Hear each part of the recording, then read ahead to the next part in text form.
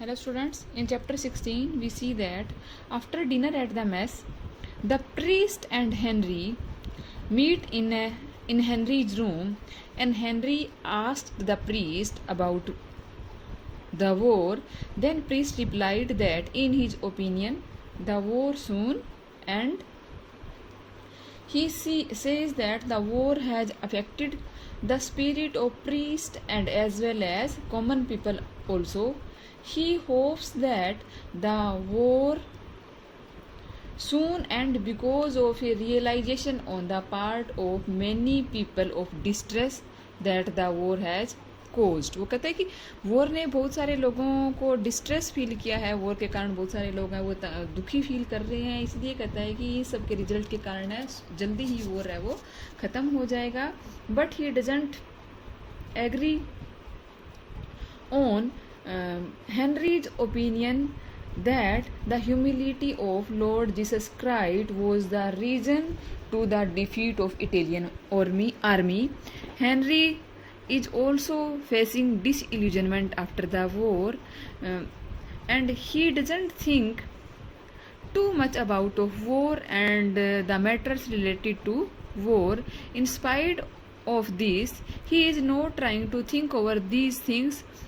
He persists in his mind and finds an outlet in his talk. He says, I never think, and yet when I begin to talk, I say the things I have find out in my mind without thinking. कहता है मैं war के बारे में ज़्यादा कुछ नहीं सोचता, मैं केवल वही कहता हूँ जो मेरे माइंड में मुझे एक बार में इंस्टेंटली जो भी मेरे माइंड में आता है जस्ट मैं वही बात करता हूँ. तो यहाँ हम देखते हैं कि हेनरी है जो जीसस क्राइस्ट की ह्यूमिलिएट करता है, या वो ऐसे कहता है कि ड्यू टू जीसस क्राइस्ट की ही भी ये एक हार है. अगर इटालियन आर्मीज को वॉर फ्रंट पे डिफीट का सामना करना पड़ा है तो इसका वो स्ट्रांगली अपोज करता है प्रीस्ट. वो कहता है कि ऐसा नहीं है. In chapter 27 we see that Henry reports to his station which was assigned to him, that is Bain siege, and he met Gino, and Gino told him that there was still shelling by the Austrians, but there were no many soldiers wounded due to this. However, many soldiers fall sick because the rains has started. Gino also said him that there were Croats and Magyars among the troops opposite. ये Croats and Magyar ये क्या है, technology के name है कि जो उनकी opposite troops है, अपोजिट सेना है, उनके पास ऐसे हथियार हैं.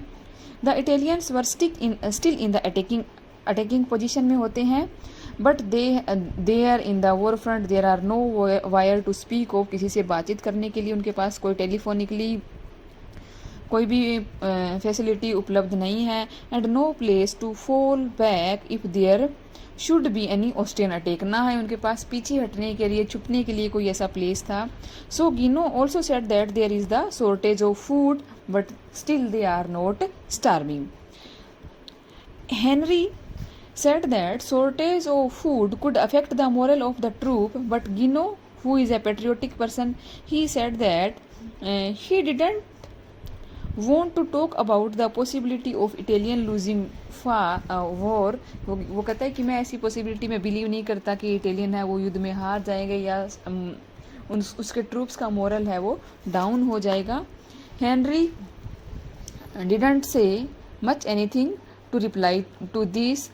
Here we also come to know about the state of mind of Henry, because it is very important from the for the subject matter of the novel, क्योंकि he is the main character of the novel, and we see that Henry only lives in a state of disillusionment. The words glory, honor, sacrifice have no meaning for him. On the other hand, Gino, who is a patriotic, he generally talks in terms of honor, glory, but it seems that for Henry these words are merely empty words. So he just only believes in name of places. Henry कहता है कि केवल name of places में believe करता है, because he says that these places are important to him because they are at least concrete and solid. वो कहता है कि मैं कन्वेंशनल थिंग में बिलीव नहीं करता। ठीक है, तो यहाँ हमें हेनरी के कैरेक्टर के बारे में एक इम्पोर्टेंट ट्रेट भी पता चलती है कि वो ज़्यादा किसी भी चीज़ के ऊपर थिंक ओवर नहीं करता, जस्ट सिचुएशन को फेस करता है और उसी के अकॉर्डिंग वो रिप्लाई करता है या आंसर करता है। In the very morning there were bombardment from the opposite side. The Croatians क्या है यहाँ पे, इटालियन आर्मी के लिए ये वर्ड यूज हुआ है। Came over across the mountain meadows and through the patches of woods and into the front line. हर तरीके से वो बहुत ही, हम कहें कि ब्रेवली है, उस वो वॉर फ्रंट का वो सामना करते हैं। They fought in the dark in the rain, dark में रेन में वो लड़ाइयाँ करते हैं। But the counter attack from the second line drove them back. परंतु जो दूसरी तरफ से उनके ऊपर फिर काउंटर अटैक होता है जिससे वो पीछे की तरफ उनको हटना पड़ता है। There was much shelling and many rockets in the rain, machine gun and rifle fire all the time and the wounded Italian soldiers were being brought, some on stretcher and other on the backs of men because too many people being wounded, and the ambulance were filled up with stretches cases and they are driving to the medical post. But this was an unsuccessful attack just after the daylight, क्योंकि इसमें है जो Australian है वो successful नहीं होते हैं Italian army को पीछे हटाने के लिए। The possibility of A retreat.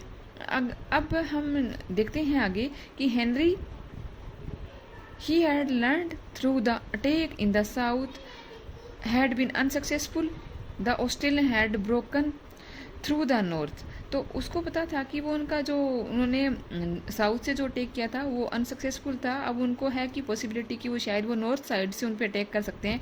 In the night captain at the post told him that they should be ready about the retreat means again attack के लिए उनको रेडी रहना चाहिए।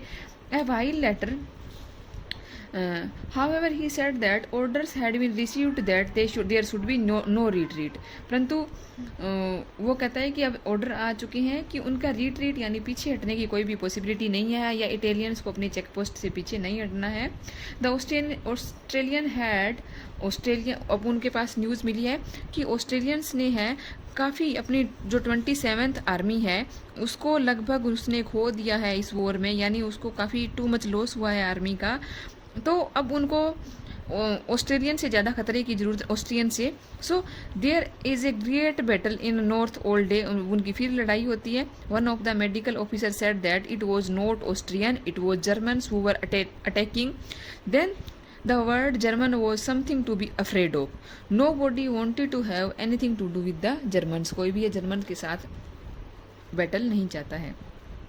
The next night the order for a retreat was given. अगली दिन है उनकी सेना को पीछे हटने के ऑर्डर आ जाते हैं इटालियंस के। The Germans and the Austrian had broken through in the north, क्योंकि नॉर्थ साइड से दोनों ने ही ऑस्ट्रियंस और जर्मन्स ने उनको अटैक किया है।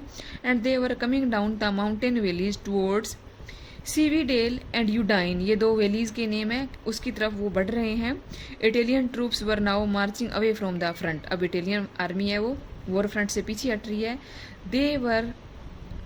There was no disorder yet.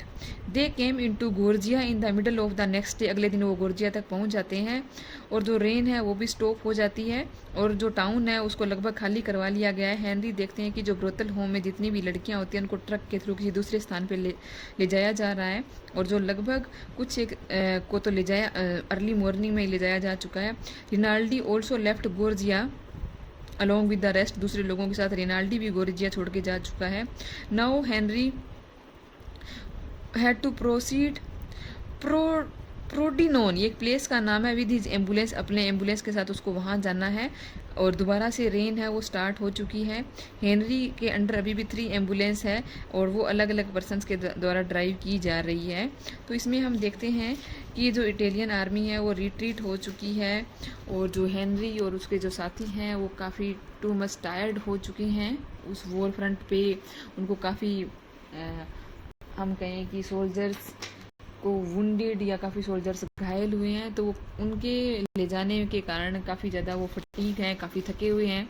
28 we see that जो इटालियन आर्मी है वो अपने वॉर फ्रंट से पीछे हट रही है, क्योंकि ऑफिशियली उनके पास रिट्रीट के ऑर्डर आ चुके हैं। तो many trucks and carts were now moving on the main road apart from troops में सोल्जर्स के अलावा हु वर इन रिट्रीट, जो दूसरे लोग होते हैं वो भी रिट्रीट में थे, क्योंकि वहाँ के जो गुर्जिया या आसपास के जो प्लेस थे उनको खाली करवा लिया गया है। बोनेलो हैड अलाउड 2 इंजीनियर सर्जेंट्स। बोनेलो ये एक एम्बुलेंस ड्राइवर है जो हेनरी के साथ होता है। वो 2 इंजीनियर को अपने गाड़ी में बैठने की अलाउ कर देता है, जो कि अपने यूनिट से हैं, डिस्ट्रैक्ट हो चुके हैं। आइमो ये भी दूसरा एक उसका साथी एम्बुलेंस ड्राइवर है, वो 2 गर्ल्स को अपनी कार में बैठने की अनुमति देता है। इसमें से एक गर्ल्स है वो क्राई कर रही है, but Aymo try to console her. The girl said that they were virgins, वो कहती हैं कि वो ब्रोथल हाउस से बिलोंग नहीं करती है। So it became necessary for Aymo to restrain himself from taking much liberties with him, क्योंकि अब वो उसको पता चल जाता है तो वो उनसे ज़्यादा लिबर्टी नहीं चाहता है या उनके साथ ज़्यादा घुलना मिलना नहीं चाहता है। So a retreat was no place for 2 virgins, अब रिट्रीट में उनके लिए कोई जगह नहीं थी। Taking a side road. During the night, many peasants had joined the columns of car, truck and carts. अब बहुत सारे वहाँ के जो कॉमन पीपल है वो भी उनके ट्रूप को ज्वाइन कर लेते हैं। In the column there were carts loaded with household goods, घर के सामान हैं, औरतें बैठी हैं उनके साथ, और अदर वॉक्ड बिसाइड, कुछ लोग हैं कार्ट्स के अपने गाड़ियों के साथ साथ पैदल भी चल रहे हैं। Henry come to know that at this speed, क्योंकि अब कुछ कार्ट्स पे हैं, कुछ लोग जो लोकल पीपल आ रहे हैं, तो ये उनकी स्पीड काफ़ी स्लो हो चुकी है। तो हेनरी सोचता है कि at this speed with which they were going it would not be able to make much progress, वो ज़्यादा दूर नहीं जा पाएंगे। So decided to take a side road, वो साइड रोड लेने का निश्चय करता है।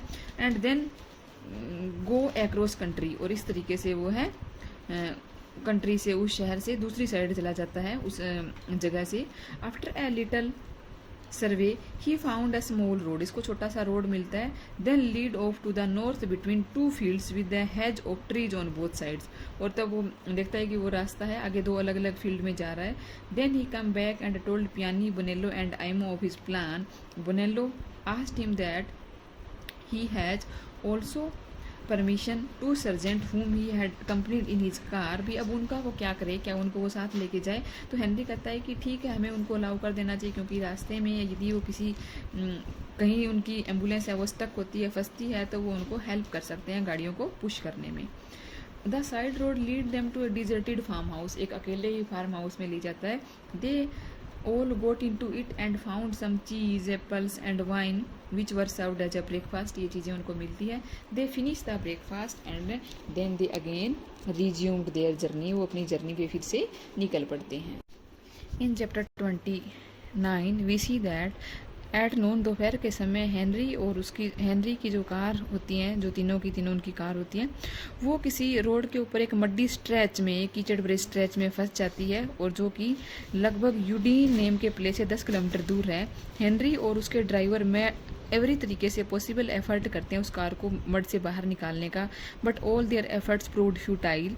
द 2 सर्जेंट्स जिनको वो लिफ्ट देते हैं, who were being given a life and wanted to go away from their own, अब वो वहाँ से कहता है हम अकेले ही चले जाएंगे, अलग जाना चाहते हैं। Henry asked them to stay with them and to help them in pushing the car, but they said that they wouldn't take the order from Henry because he was not their officer.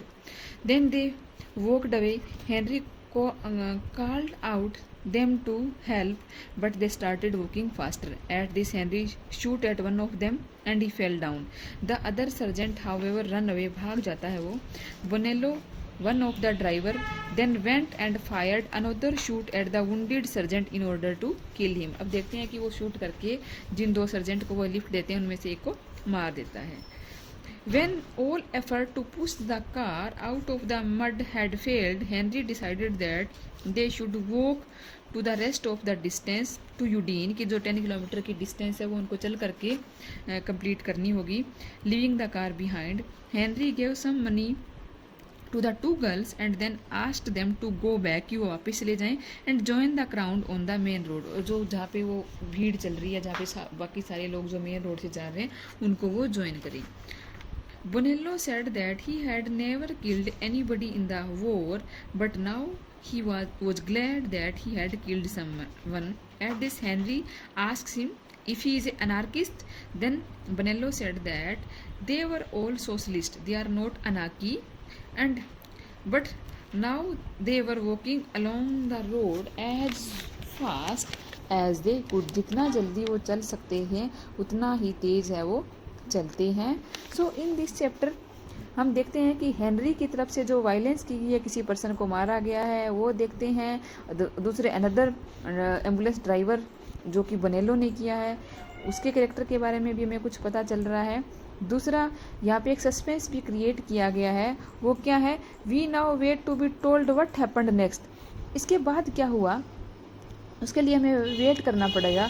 The introduction of two sergeant and two girls into the story doesn't have much bearing on the main plot. उनका main plot के साथ कुछ ज़्यादा लेना देना नहीं है. But these characters are introduce only to breadth, only to broad. ये कह सकते हैं कि हमारी स्टोरी को थोड़ा ब्रॉड करने के लिए, थोड़ा डिटेल बनाने के लिए इनको इंट्रोड्यूस किया गया है.